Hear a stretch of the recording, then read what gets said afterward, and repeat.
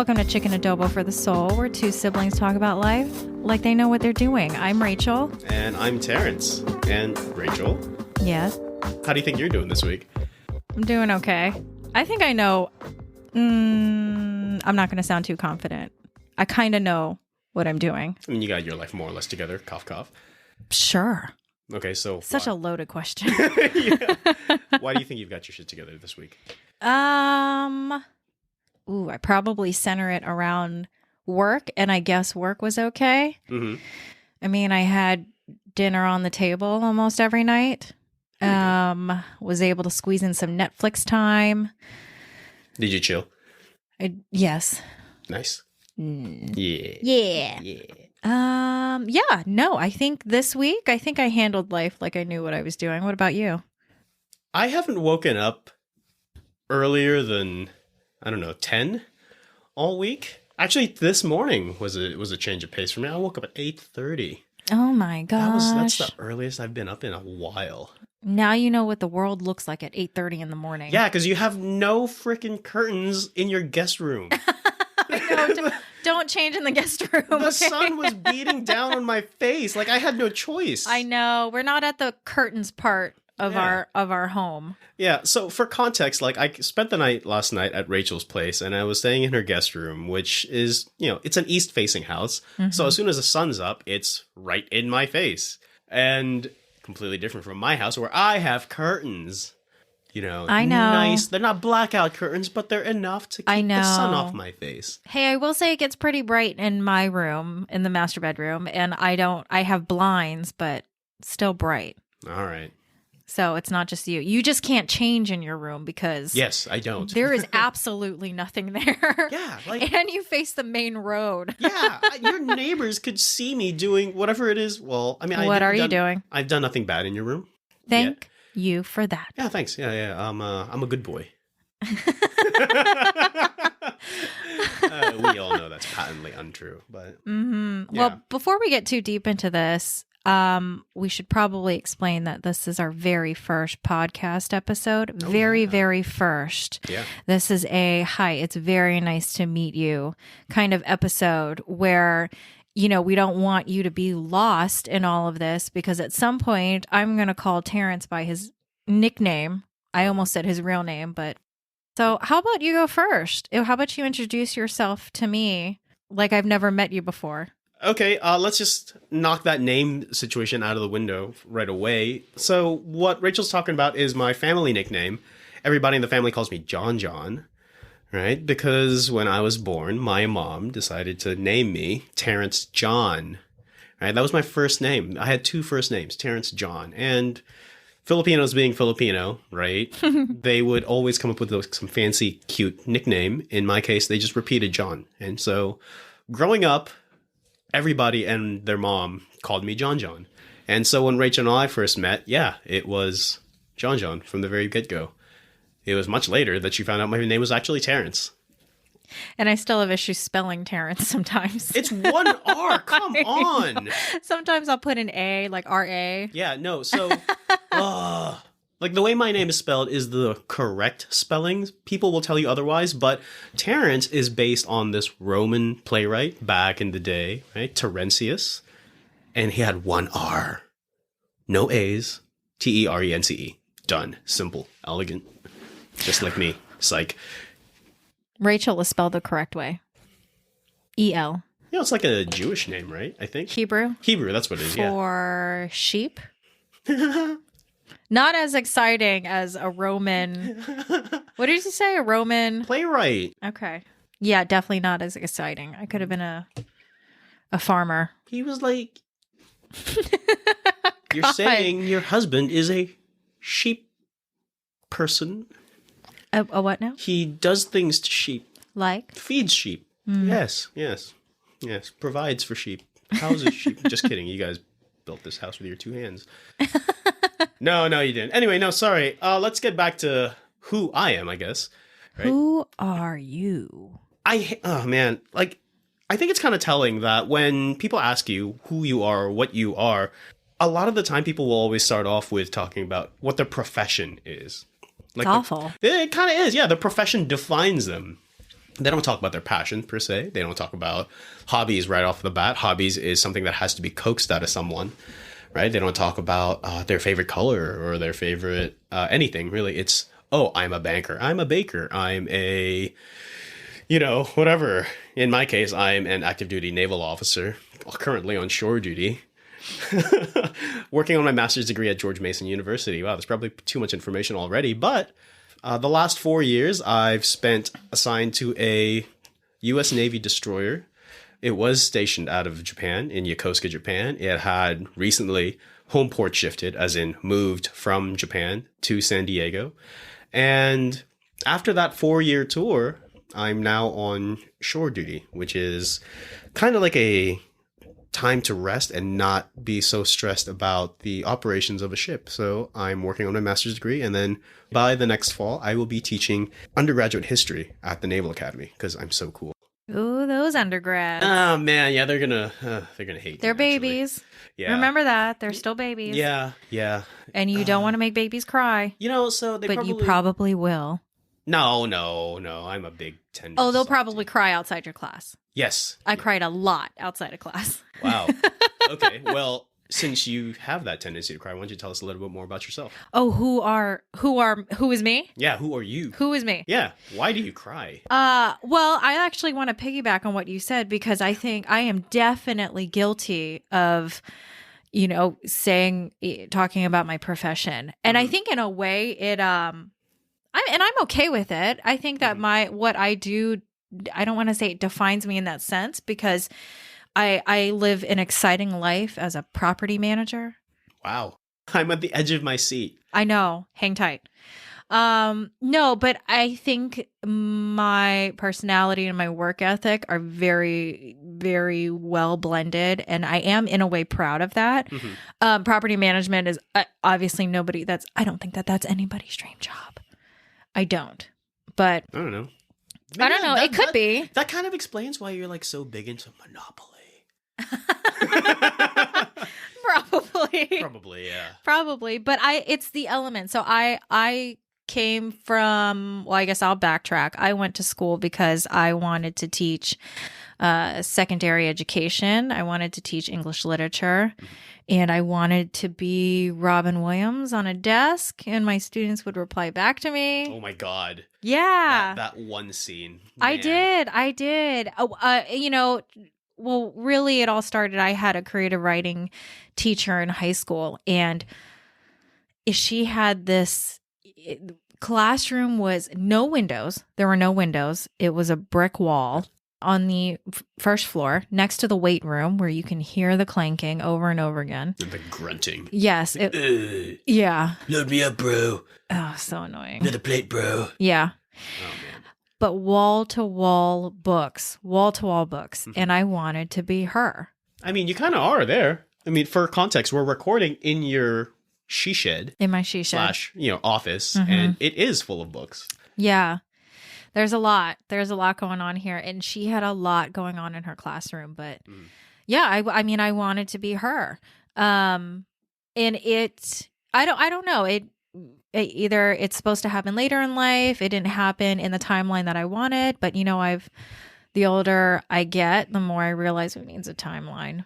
No one needs a timeline. Yeah. So, yes, I am living an exciting life as a property manager. I think the reason why I am guilty of talking about my profession is because my work ethic and my personality blend together. Mm-hmm. And I'm proud of that. I think in a way I've grown up in this hospitality sense where I'm more attuned to people and getting to know people. I'm open-minded and I appreciate that. So, but yeah, it is Mm-hmm. interesting that I didn't even realize that until you pointed it out. Yeah. That, who are you? Oh, well, I'm a police officer but who are you? Right. And I think when you also say that my personalities and my work ethic tie in so much together, I think that's also a dangerous maybe not dangerous, but it's really telling of the society that we're in where the work can so easily, or the professional demands and everything that we do outside of the home or outside of our personal and private spaces blends in with everything else, or bleeds into everything else, or dominates everything else, which is kind of terrible. I don't know. It feels like it's terrible because, when I'm getting off work on the ship, for example, right, and I'd come home all in a huff, really pissed off, I'd let it out on my roommate, I'd let it out on my friends, and that's an awful thing to be. Like, my personality becomes so deeply enmeshed with who my professional side was. And it became really hard to separate the two. And I feel like a lot of people struggle with that as well. And that's an awful, awful way to live life, I feel. I think it's changing. I hope so. It is changing. You know what? I take that back. I know that it's changing because, for further background, I did not get into property management right away. While I was in school, I worked for a very large hotel chain, and I learned a lot. I mean, I worked in hotels from age 18 to about 27. And I learned a lot, and I'm very, very grateful for what they taught me. But the more time I spent, I mean, I was working 12 to 14-hour days. Yeah. Because it's hospitality. Somebody has to be there. I should have been a doctor if I was going to be working that much. Yeah. But working in hotels, even more so, I don't regret it at all because I love what they taught me. I love who the person I've grown up to be, and I attribute that to my time spent in hotels. I've learned a lot. But the workforce is changing because I worked in a place where you were needed 24/7. Shifting to property management, I'm working a 9-to-5 job. And it's very strange for me because my first few weeks, and I work with a friend, and my friend and my supervisor, for example, it was like 5:30 in the afternoon, and I was just reading up some stuff. I had maybe 2 or 3 more things that I wanted to do. And they both came into my office and they said, it's 5:30, you should probably go home. Yes. I'm the only one in my office. And in my head, I thought, who are you talking to? Because I've never heard that before. Because in hotels, it was, and I can't, this is why I think it's changing. But in hotels, it was, I had my to-do list for the day and I had to finish it entirely. Yeah. And it's different here because I don't have to finish it. The work will always be there, unfortunately, but that's the truth. And I've learned to walk away from it. So I think it's changing because my supervisor and my friend have both said, you need to work on balancing your personal life and blending it better with work. Because you don't want to get run into the ground. And my friend I worked with in the hotel industry, so she knows, and she can attest to this. She says it's an adjustment. Yeah. I've never been told relax. Yeah. No, I absolutely 100% can relate because a similar kind of trend is the case in the Navy, right? That's the branch that I'm in. And it's always mission first. Mission, mission, mission, mission. Do it for the mission. And in some cases, the mission can be defined very, very broadly, depending on your leadership / depending on the fleet that you're in, for example. But if the mission is get this ship ready for sea as quickly as possible, you're not going home. You're not going home that night. If the engine or the radar system or the communication system is down, you're there until you figure it out. If you're going home at 11 p.m. to come back to work at 6 a.m. the next morning, oh, well, you might as well sleep on the ship. It's a terrible, let's say, environment, but that's what the taxpayers are paying for, right? They're paying for a ready force, and that's kind of like the sacrifice that we have to make. And in your case, in the hotel industry, right? I imagine that's what your customers are paying for, where they're paying for a hot coffee and a muffin. Yes. Just kidding. No. Oh, well, I don't think you are, but I'm not. Yeah, and it's very demanding. It's a very demanding kind of life that we've led, or careers that we've led or had. Right? But oh well. But I think our careers, and I almost just shuddered saying that because I don't want this to be my dream job or my career, but it makes us the jobs we've held. Yeah, it makes us who we are. And I think I'll speak for myself, but I think I'm one of the few that is okay saying that. Mm-hmm. I'm happy where I came from. You know, they always say everybody needs to wait tables. Everybody needs to be in the customer service industry. It teaches you something. No, absolutely does. Yeah. It teaches you something. It teaches you the difference between 15% gratuity and 20% gratuity. Oh, big difference. Yeah. You know, it teaches you, it almost answers the question, do you tip on to go? Mm-hmm. Do you tip on pickup? Yeah. Or what is it? Don't treat somebody who's handling your food or putting a roof over your head badly. What's that movie you showed me before? Waiting. Oh man. That is not, I'm not gonna speak. I don't know about all restaurants. I'm sure. Okay. Oh, cough, cough. The gross parts, I think, I don't know. They didn't exist in my life. I'm just saying that movie was hilarious. The commentary that you and your husband had while we were watching it made it even more hilarious. Impressively, I will say that movie is probably 87% true. Wow. The rest of it just being true. the rest of it just being like, we're not, I mean, at least the restaurant I worked in. 5 out of 6 restaurants do this. Not mine. Haha. Yeah, not mine. That's what you're saying. But you have to say it quick enough. Yeah. Yeah, no, I mean, yeah. But I back to the overall question. I think our careers define us and what we do. Mm-hmm. And I think we have to get used to saying that. And I think that's what's changing now. Yeah. Is our generation is okay with saying that. However, our generation is also quick to jump ship and career switch and figure out what we want to be when we grow up. I'm actually kind of glad that you brought the whole our generation thing bit in there because that's kind of like a big, maybe not a big, but one of the reasons that we're doing this, right, is that we want to talk about largely our lives, but at the same time frame that all in the quote unquote millennial struggle. And us being at that, maybe not entirely unique, but that intersection of Filipino American, Asian American, millennial, homeowners. There's a lot of crossroads. There's a lot. We fall on a lot of intersections here. Yeah. And to be fair, like we're fairly middle class, I'd say at this point, but we've also come up from not the middle class, right? I am a son of an immigrant. I myself am an immigrant. I came over to the United States at 12 years old from the Philippines, right? Might not be able to tell that from my accent. I don't know. Maybe you can. But I've come from nothing, like quite literally nothing. And, you didn't have that easy of a childhood either, right? So we have perspectives are not so unique to, so to speak, but we have a lot to say. We have a lot to say. There you go. Thank you. And we want to say it. Yeah. We want to say it. So. And why not, right? Why not? Yeah. We're especially now we're in a position and we're living a lifestyle where everything is virtual and everything is online. And today's world is just making somebody think deeper into what is life? Who are you? Yeah. All while wearing a mask. Figuratively. Or two or three. Yeah. And a face shield. Yeah. And a hazmat suit, whatever. All of that.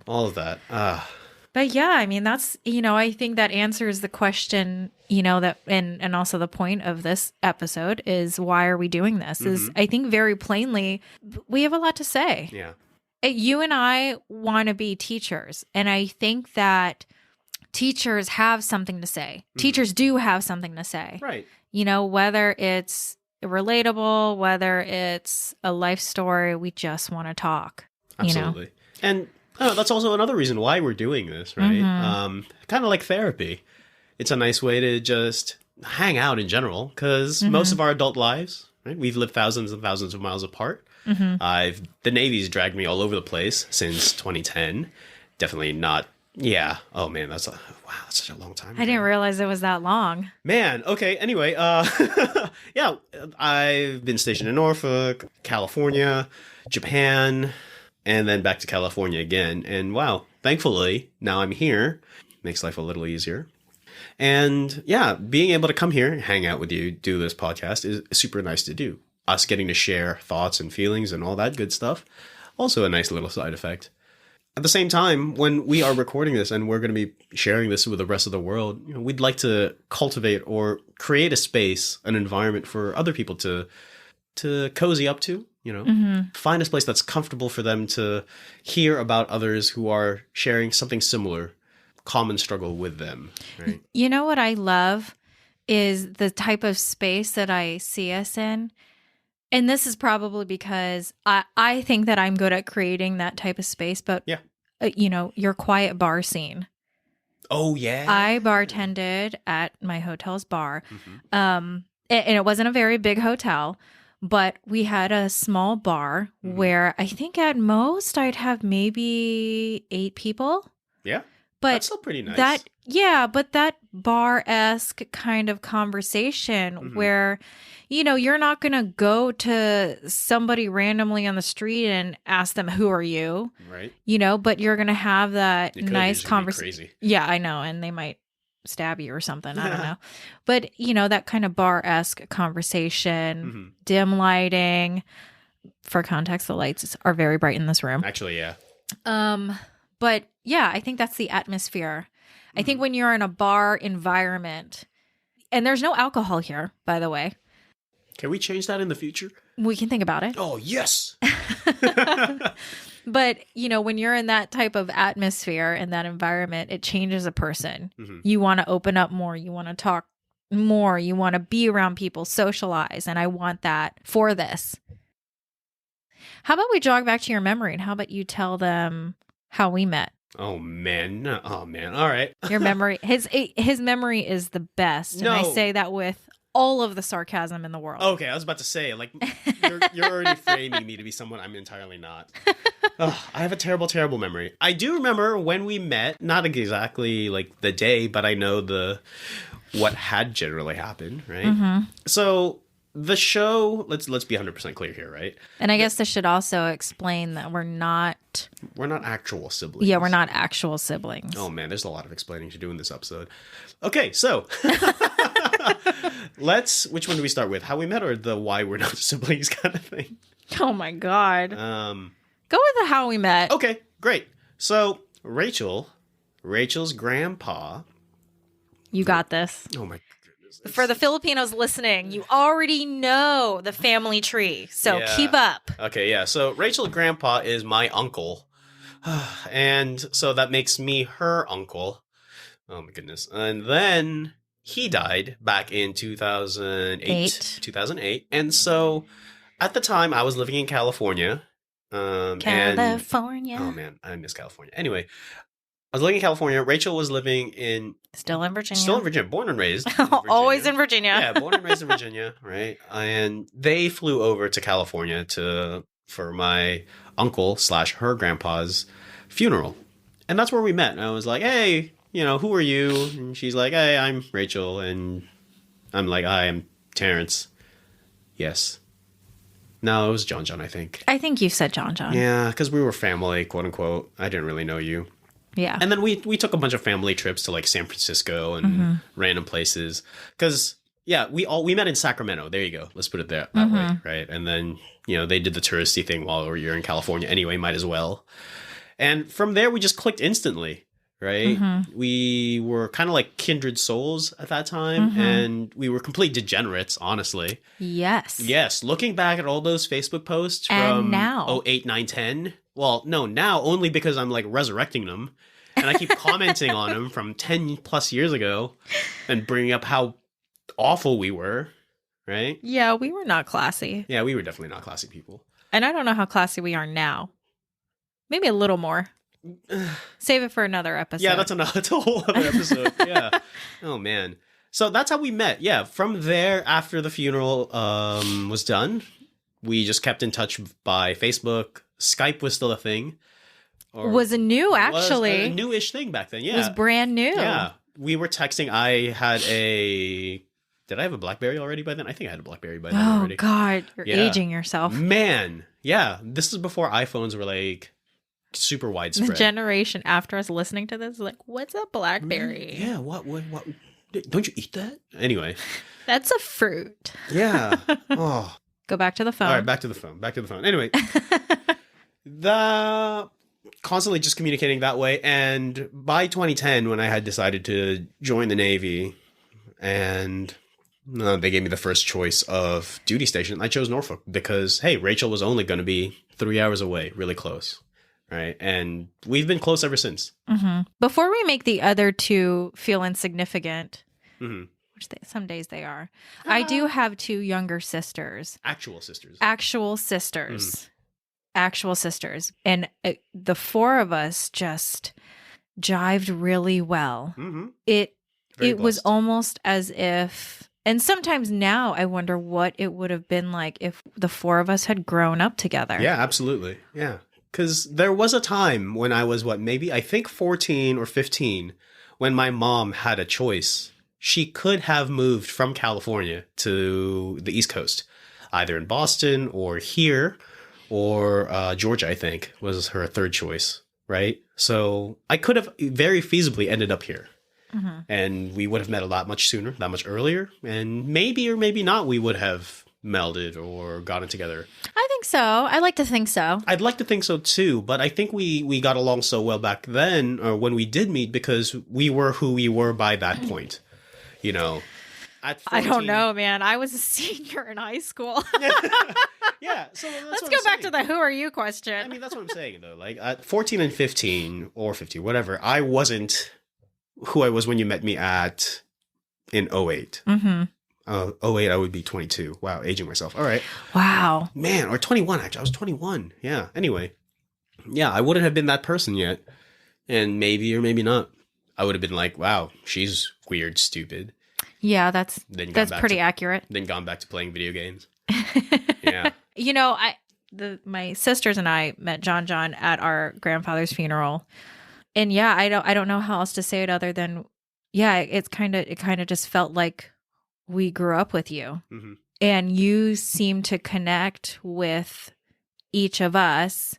You seem to connect with all three of us on different levels. So mm-hmm. I do think it would have been interesting if we had grown up together. Yeah. I will tell you, you would have witnessed a lot of arguments and a lot of yelling. Yeah, that's standard. Yeah, but it's interesting. But I think for me, not to turn this into a chick flick moment, but it does mean a lot to me that you're here because I'm the oldest and I always grew up as the oldest. So it's nice having somebody older than me. Yeah. But I'm still not like taking on that. You're like a 4-year-old. Yeah. I am literally a child. Yeah.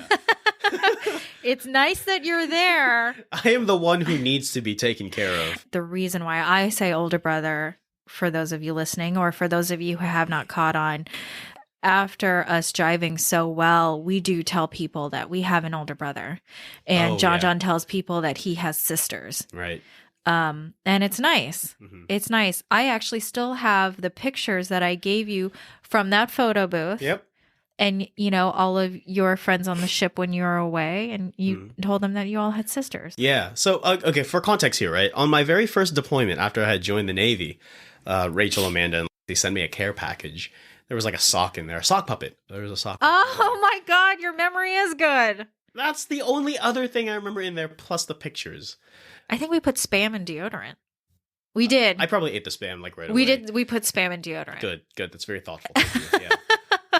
I love Spam. Anyway, they sent me photos, and of course, I didn't have a photo album or anything like that, so I just taped the pictures into my bunk. The Navy calls these things racks, but in common parlance, it's actually a bunk, right? Where you just have 3 beds stacked one on top of the other, and I taped these photos on the wall of my rack.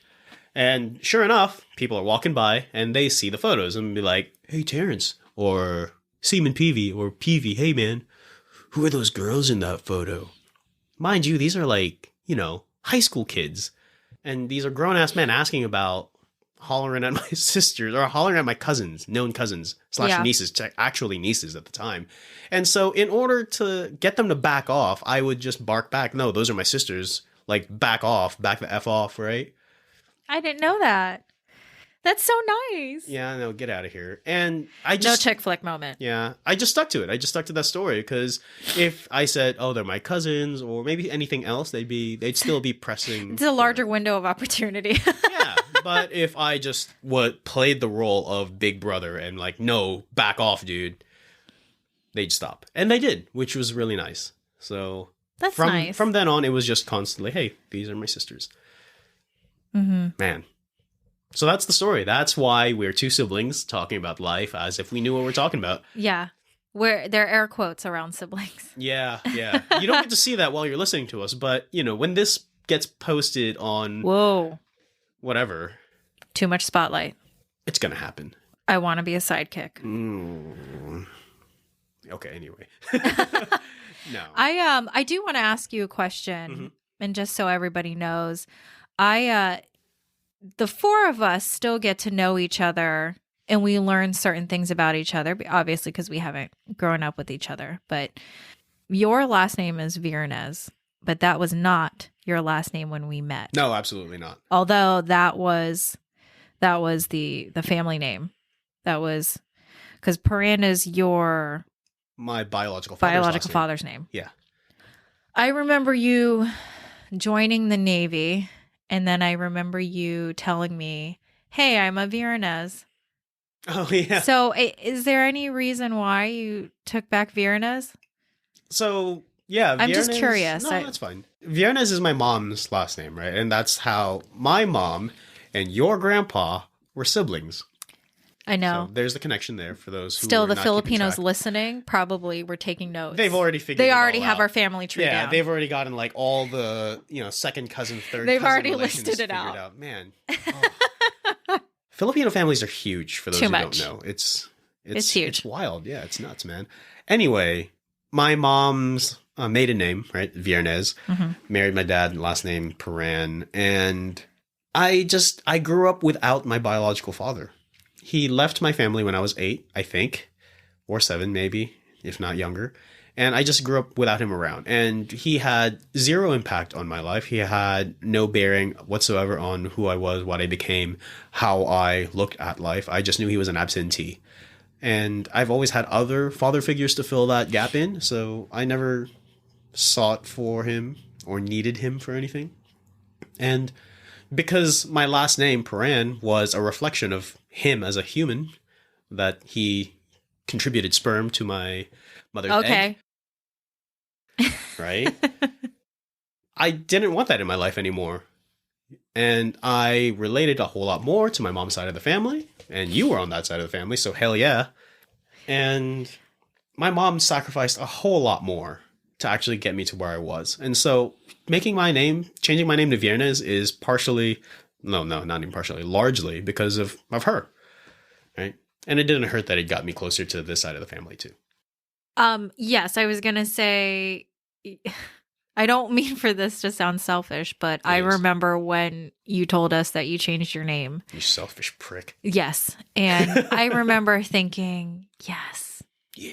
I think that was a moment where I knew that we were getting really close Mm-hmm. and that it was just going to escalate in all positive ways from there. Yeah. And it meant a lot. Yeah. Just so you know. Thank you. Yes. You've never said that before. I know. Wow. No chick flick moment. Wow. No. Yeah. This podcast is becoming more, more fruitful. I don't know. Fruitful is not the word. It's a chick flick moment, Eh. which we're not bringing alcohol in because we could be crying. We should have an episode where we're just drinking. I may be crying. That's fine. The record button's going to stay on. No. Yes.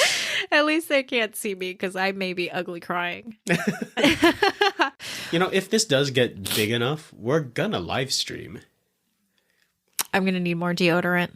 No I one's going just to got smell sweaty. you. I just got so sweaty. Oh my God. I don't care. All right. Well, now that the chick flick moment is slightly over, Mm-hmm. I would like to hear, and I'll go after, let me go first. Into why we're doing this podcast. I want to jump back to that comment. Yeah, absolutely. The reason why I'm doing this is I have spent, oh my God, it's been 11 years since I graduated high school. Oh, wow. Let's not get into mine. That's scary. 15. Oh, Oh, man. I'm not halfway. 20-year reunion's coming up. oh God. Side note, I didn't go to mine. That's I didn't. awful. I know. You And should have. well, that's another episode. I mean, I went to mine and it was as awkward as I expected it to be. You know, when you have your circle, you just, there's no need. Yeah. But I'm unfortunately, I think I fell out with my circle. No, I think. I know I fell out with my circle. Yeah. Well, I'm doing this to get my creativity back. Yes. In high school, I was in the performing arts program for creative writing. Right.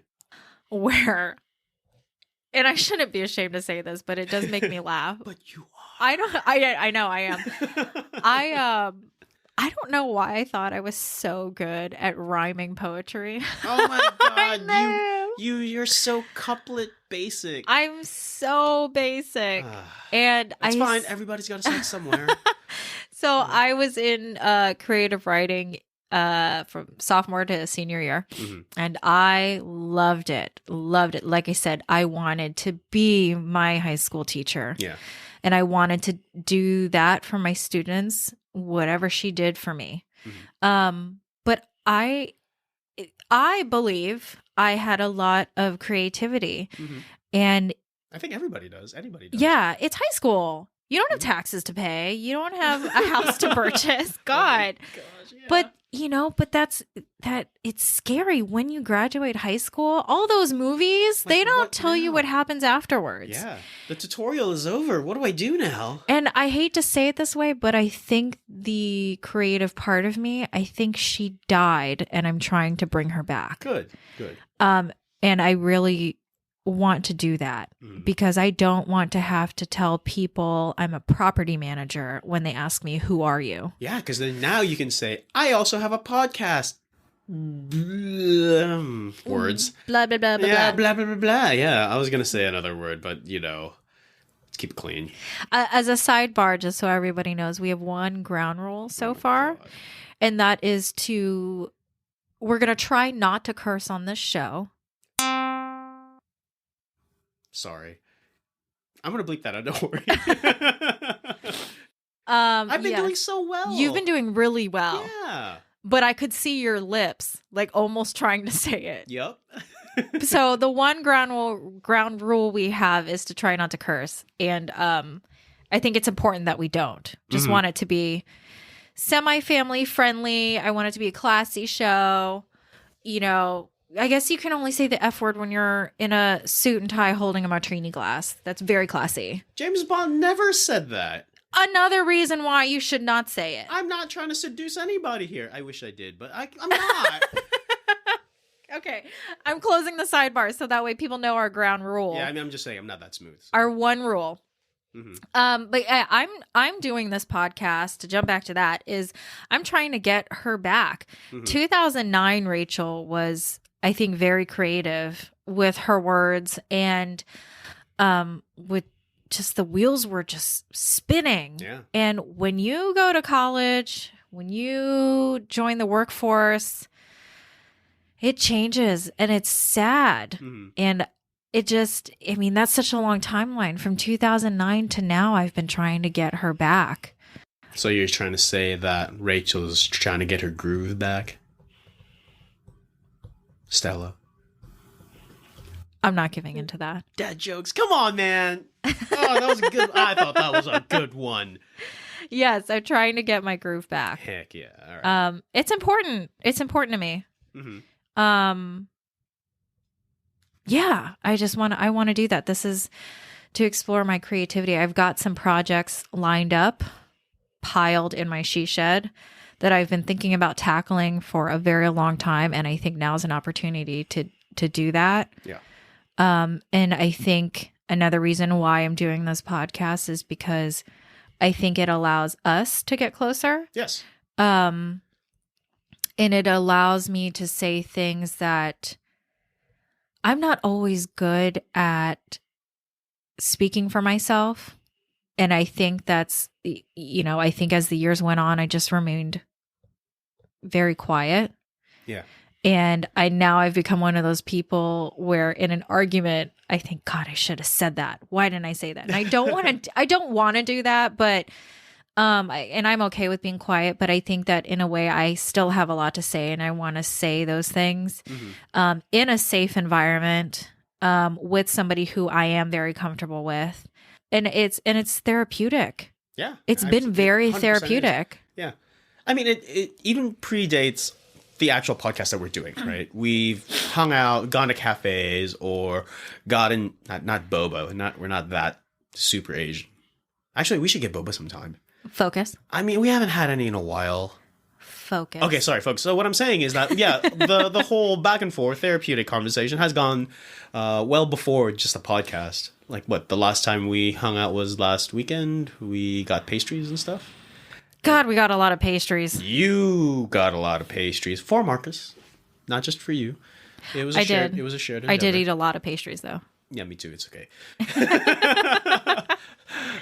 It's totally cool. Anyway, that said, right? I think that the way you framed it, why we're doing this is a good reflection of how we're kind of like foils for one another, right? You are externally very, very in tune with your feelings and your emotions, right? But underneath, you're also a pragmatist. You're very practical, but it just doesn't get to shine through. On the other hand, I'm just practical on... I aim to be practical about everything and optimizing everything. Efficiency is king, right? And that might be because the Navy has trained me to want and seek that. But at the same time, like, I have feelings too. They just don't really get to come out that often. And so for me, like, this podcast is therapy. It is serving that purpose where, yeah, it's the practical purpose of just getting my feelings out and coming over, hanging out with you, right, on the weekends. That's a very practical, pragmatic reason for the podcast. But at the same time, I get to express those feelings that I don't normally get to if I'm just cooped up at home playing World of Warcraft by my lonesome, or whatever else one does at home during the pandemic. It kind of sucks being in that little bubble all the time. Yeah. So that's a big part of why we're doing this. It checks off a lot of boxes for both of us. I think that we're going to talk about a lot of things that, Yes, like I said earlier, that not everybody talks about. And I hope we reach. I don't want to say I hope we reach the masses, but we'll reach someone. We're gonna reach someone. Your grandma's gonna hear this. Don't curse. I'm gonna bleep it out. Don't worry. But I hope that we reach somebody and just, and they can say, wow, I think we're just going to present such a comfortable atmosphere, right, that things just start pouring out of people, and that people just start talking. Yeah. Because that's one of the goals. Like, when we wrote down our mission statements, that was one of the things, right? Like, we are going to be, or we aim to be, that ate or kuya figure for a lot of people, or whoever might be listening to us, younger audiences, the 18 to 35 demographic, cough, cough. Yeah. Because we're totally not in this for that. Anyway. No, I think we're just here to be. Yeah, absolutely. Yeah. And the more I thought about it, the more I realized that's what I want for whoever's listening. Just be. Yeah. And be okay with it. Be comfortable with yourself. Be safe about it. Just be. Yeah. There's nothing wrong with that. And again, for context, just for all the other listeners, like, ate and kuya are Tagalog, Filipino terms, right? For older sister, which is ate, and older brother, which is kuya. You don't like it when we call you kuya. No. Well, I mean, I also don't like it when you guys call me uncle or tito. I say that when I'm mad at you. Yeah. Yeah. I am very sensitive about my age. My sisters, our sisters, Amanda and Lexi, they grew up calling me ate. Yeah. And that was mandatory. Yeah. That was mandatory. There's a hierarchy that must be respected. Yeah. Yeah. When they call me by my first name, I'm like, that's not my name. Yeah. But since I'm like the late edition, the off the bench person. Late edition. Yeah. I don't get the same kuya treatment. You're the last one picked. Yeah. Oh man, I'm that kid in gym class. Yeah. Oh. You're the last one we picked in dodgeball. You know, the painful thing is that's like so true in almost everything else in life. For my life, at least, right? I was never the athletic kid. Yeah. I was never the popular kid either. Oh. Oh man, yeah, that's a whole other episode. Yeah, that's a whole other episode. Yeah. I think that I'm looking forward to this. I'm looking forward to this podcast. I'm looking forward to sharing these moments with all of you and with John. Any other final words? Any other messages that you hope to come from this? Any particular ears you want to reach? Everyone? The masses? You want to reach the masses? I mean, we cast as wide a net as we can. We're not here to exclude or build walls or raise fences or anything like that, right? People want to come and listen, grab a seat and chill. What do you hope this does for you? I honestly don't know, because I mean, I already did think about this like 2 years plus into the future, and I'm going to go back to sea. So there might be a natural deadline or expiration date on this. I hope not. Oh, no. Yeah, I know. But maybe just a break. Don't say that. Yeah. Honestly, that's or you and Amanda can carry. LOL. Oh, God. I mean, it's not hard.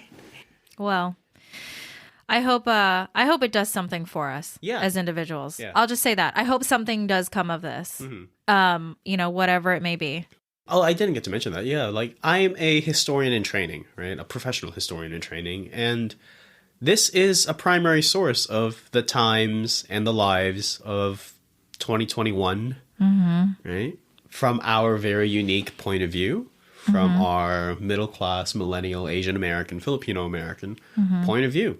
This could go to the Library of Congress someday. Oh, God. Wow, we would be so cool. Oh, God. So, yeah, I think of it from that historical perspective, right?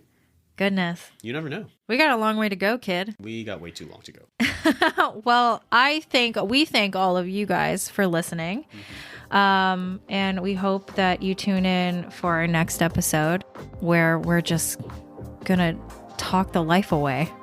Yeah. Where we talk about life like we know what we're doing.